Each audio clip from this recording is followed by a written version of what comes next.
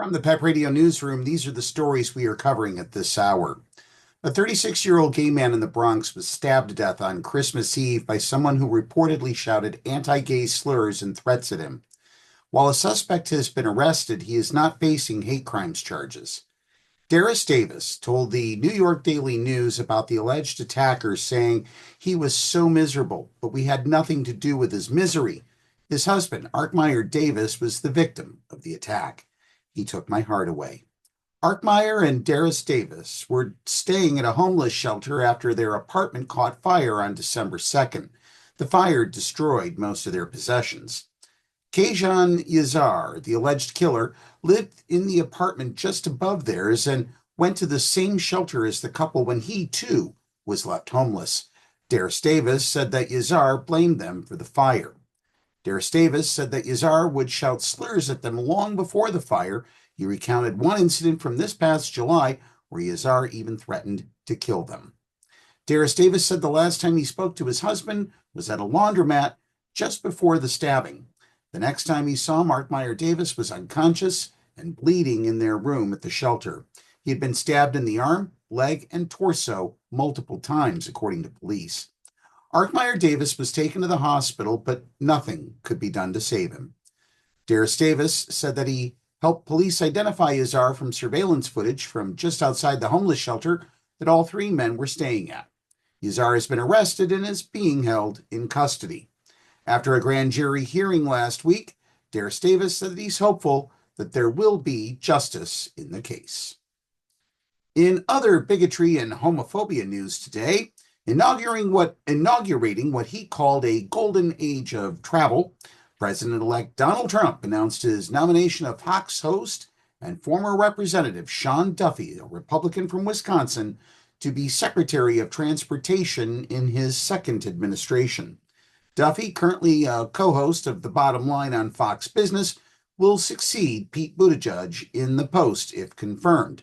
The nomination adds another figure openly hostile to LGBTQ+ rights to an incoming administration poised to be stocked full of them, including Department of Defense nominee Pete Hegseth, Secretary of Education nominee Linda McMahon, Secretary of State nominee Marco Rubio, and Ambassador to Israel nominee Mike Huckabee, as well as a cast of self-loathing gay men, including Rick Grinnell, for a special missions post. Former Democrat turned Trump bundler Bill White as ambassador to Belgium, and billionaire Scott Bessent for the Secretary of the Treasury.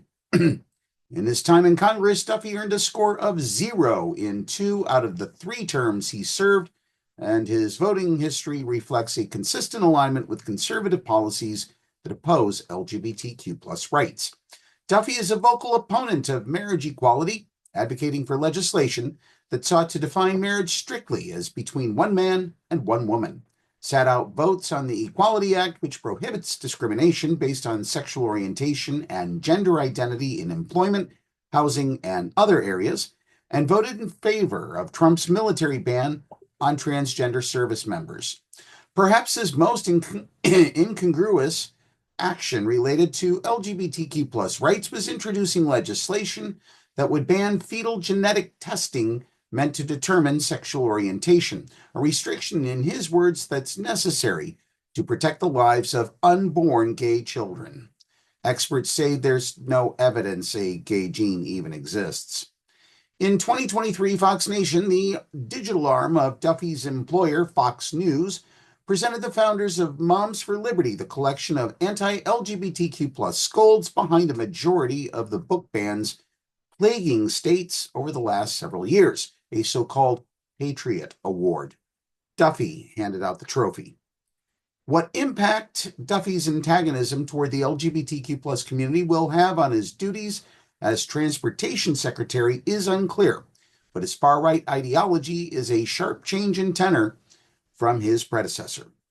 While Buttigieg, an out father of 2, has been a cheerleader for the Biden administration's clean energy goals, Duffy is an outspoken opponent of electric vehicles, no doubt a litmus test for his selection.